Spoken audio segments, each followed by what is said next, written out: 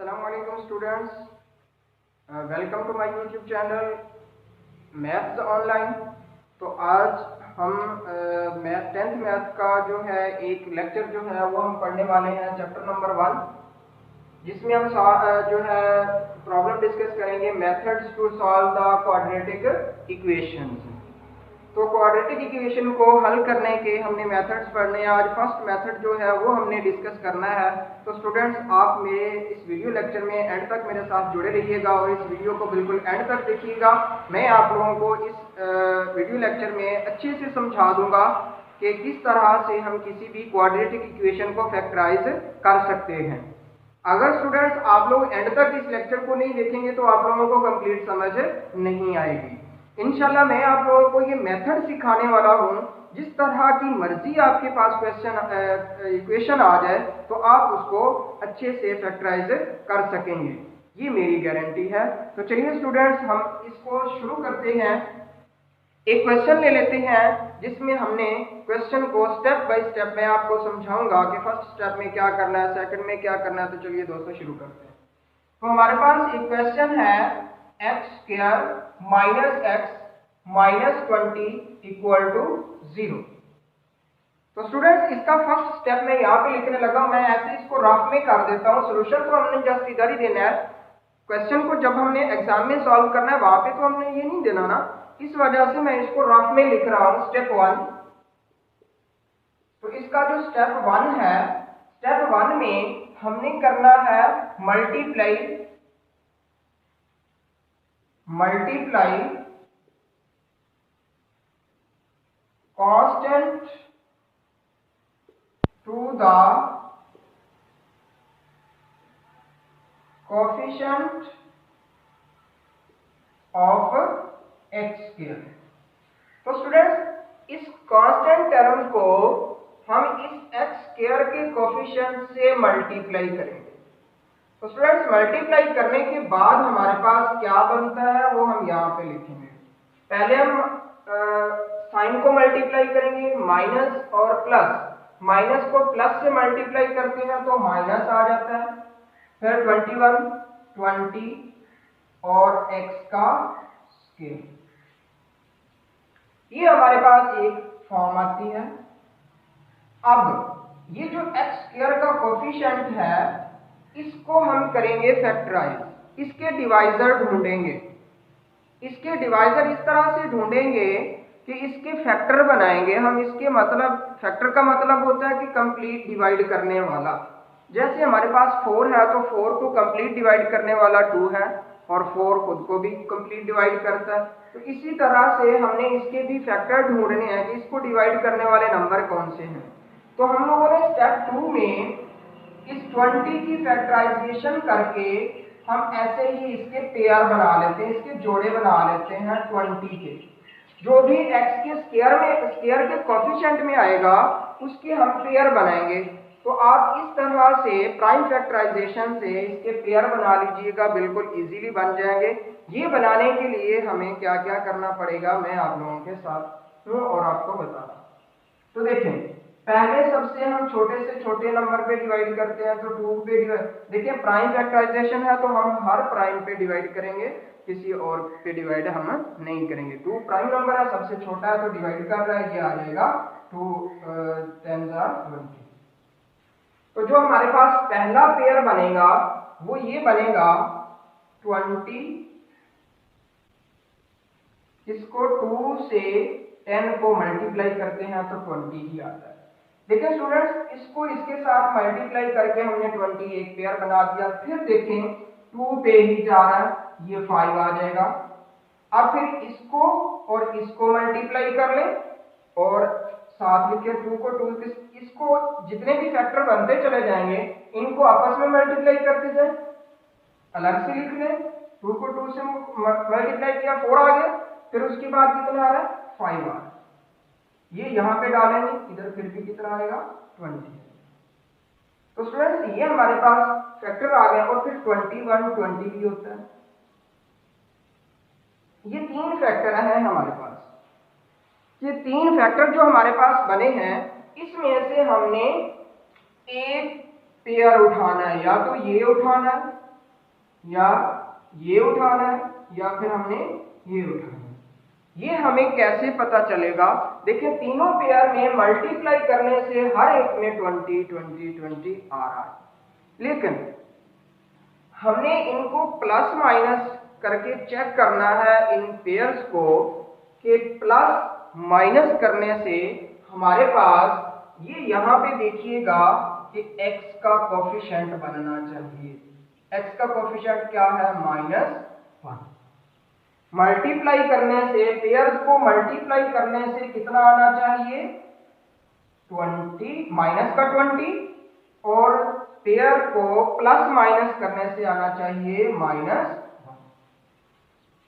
अब इस पेयर में हम चलते हैं, अब इस पेयर की तरफ हम चलते हैं कि कौन सा पेयर इसमें से प्लस। देखिए 10 में हम 2 को ऐड करते हैं, 10 में जब हम 2 को ऐड करते हैं तो हमारे पास 12 बनता है, माइनस करते हैं तो 8 बनता है। वो तो -1 नहीं दे रहा, फिर ये वाला पेयर हम नहीं ले। फिर हम दूसरे पेयर की तरफ आते हैं, 5 और 4 को जमा करते हैं तो हमारे पास कितना बन रहा है? 9। माइनस करते हैं तो स्टूडेंट्स 1 आ रहा है। देखिए ये जो हमारी रिक्वायरमेंट है 1 आ रहा है, लेकिन हमें माइनस का 1 चाहिए। देखिए सब्ट्रैक्ट करने से 5 और 4 को सब्ट्रैक्ट करने से 1 तो आ रहा है, मल्टीप्लाई करने से भी कितना आ रहा है? 20 आ रहा है, और हमें चाहिए यहां पे -1, यहां पे -20। तो एक के साथ एग्जैक्टली एक के साथ माइनस आएगा और एक के साथ प्लस आएगा। प्लस किसके साथ आएगा, माइनस किसके साथ आएगा, ये स्टूडेंट्स अभी हम डिसाइड करते हैं। पहले सबसे पहले देखिएगा कि यहाँ पे माइनस चाहिए, तो इनमें से जो बड़ी होगी उसके साथ हम माइनस ले लेंगे, जो छोटी होगी उसके साथ हम प्लस ले लेंगे। तो देखें स्टूडेंट्स, बड़ी वाली जो है उसके साथ माइनस है, तो यहाँ पे -1 आ गया। अब इसी तरह इसके साथ माइनस, इसके साथ प्लस, तो जब मल्टीप्लाई होंगे माइनस प्लस, यहाँ पे कितना आ जाएगा? माइनस। तो अब हमारे पास जो बनता है -5 के साथ भी x डाल देते हैं, +4 के साथ भी x डाल देते हैं, इक्वल टू -x बन रहा है। अगर इनके साथ भी x डालें तो -20x का स्क्वायर। तो स्टूडेंट्स अब जो है इस -x को हम इस पेयर से रिप्लेस कर देते हैं। x² -5x + 4x -20 = 0। तो स्टूडेंट्स ये हमारे पास आ गया है, फैक्टर जो है इसके बन गए हैं। अब जो नेक्स्ट हमने काम करना है वो फर्स्ट 2 में से कॉमन निकालेंगे और सेकंड 2 में से भी कॉमन निकालेंगे। फर्स्ट 2 में से कॉमन कितना है? x कॉमन है, यहां से एक x बाहर आ जाएगा तो एक x बचेगा, यहां से x बाहर आ गया तो -5, प्लस यहां से 4 कॉमन है, x आ गया, -20 को 4 पे डिवाइड करें तो 5 आंसर आता है, इक्वल टू 0। यहां पे अब फिर इसमें और इसमें एक तरफ और कॉमन है, वो कौन सी है? x -5। x -5 इधर से भी कॉमन है, और यहां से x -5 आ गया तो x बचा, यहां से x -5 आया तो +4 बचा, इक्वल टू 0। अब ये हमारे पास यहां तक आने के बाद फिर अब हम देखते हैं कि ये x -5 भी इक्वल टू 0, x + 4 भी इक्वल टू 0। देखिए ना, जब भी आंसर 0 आ रहा होता है, जब दो नंबर मल्टीप्लाई हो रहे होते हैं उनका आंसर 0 आ रहा होता है, तो उसका मतलब ये होता है स्टूडेंट्स कि या तो इन दोनों में से एक 0 होता है तब मल्टीप्लाई होकर 0 होता है। जैसे हम क्या देते हैं ना, AB इक्वल टू, या तो फिर A 0 है B 0 ना भी हो तो फिर भी 0 आंसर आएगा। अगर A जो है वो 0 नहीं है, फिर या तो फिर B 0 है, फिर भी दोनों मल्टीप्लाई होकर आंसर 0 आएगा, या तो फिर दोनों ही 0 हैं फिर भी आंसर क्या आता है? 0 आता है। तो इसमें भी यही कंडीशन है। तो अब हमारे पास जो आंसर आ रहा है वो दोनों को हम 0 रख देते हैं। x -5 भी 0 है और x + 4 भी इक्वल टू 0 है। अब क्या करते हैं हम, इसका उधर जाके क्या बन जाएगा +5 और ये बन जाएगा -4। अब हमने जो सोल्यूशन सेट लिखना है वो है 5 - 4। तो ये स्टूडेंट्स हमारे पास एक सोल्यूशन सेट आ गया। तो आज हमने स्टूडेंट्स देखा कि फैक्टराइजेशन कैसे करते हैं। स्टूडेंट्स देखें, इसमें आप याद रख लें जो भी आपको स्टेप 1 में बात एक बार फिर से रिवाइज कर देता हूं। आप देखें, सबसे पहला काम जो हम करेंगे स्टेप 1 में, कांस्टेंट नंबर को इस एक्स स्क्वायर वाली टर्म से मल्टीप्लाई करके यहां लिख लेंगे। फिर जो एक्स स्क्वायर के कोफिशिएंट में आएगा उसके बना लेंगे हम पेयर बनाने के बाद फिर हम उनको प्लस माइनस करके चेक करेंगे कि ये जो x का कोफिशिएंट है वो बनना चाहिए। जब हमारे पास x का कोफिशिएंट आ जाए तो उस पेयर को उठा के हम लिख लेंगे।